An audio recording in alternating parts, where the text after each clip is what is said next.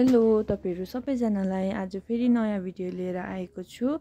अनि आज चाहिँ आमाले बिरयानी बनाउनु हुँदैछ, तपाईले हेर्न सक्नुहुन्छ है। अनि मासुहरु रेडी गर्नु हुँदैछ, प्याज खराउनु भयो है। अनि त्यो चाहिँ अब बिरयानीको हाल्ने सरसामान सबै रेडी गर्नु हुँदैछ।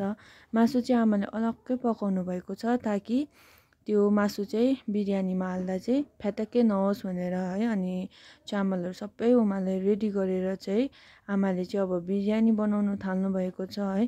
यसरी लेयर लेयर हाल्नु हुँदैछ, भात हालेर है, त्यसमा प्याजहरु, त्यो खराको प्याजहरु हालेर लेयर लेयर बनाएर हाल्नु हुँदैछ मासु घिउहरु।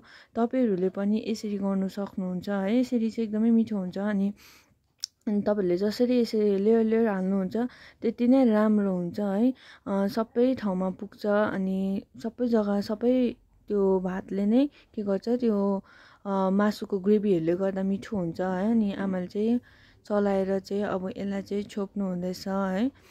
अनि र है छोपेर चाहिँ पकाएर चाहिँ यस्तो रहेको छ। अनि बिरयानीको साथमा चाहिँ दाल पनि बनाउनु भएको छ र है सबैजना खानु हुँदैछ है। अनि सबैले मिठो भयो भन्नु हुँदैछ र है मलाई पनि एकदमै मिठो भयो र है। मलाई चाहिँ हेर्दै मुखतिर पानीहरु पनि आयो र है। फर्स्टमा हेर्दै मुखमा पानी आएर र म चाहिँ मजाले खाँदैछु अनि सबैजनाले खानु हुँदैछ।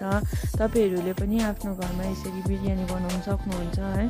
मासुलाई चाहिँ अलग्गै फ्राई गर्यो भने चाहिँ मासु चाहिँ कराउँछ, फ्याटक्कै हुँदैन है। यसरी तपाईहरुले गर्न सक्नुहुन्छ र है। तपाईहरुलाई हाम्रो यो भिडियो कस्तो लाग्यो कमेन्ट गर्नुहोस् है। हुन्छ, आजको लागि यति नै।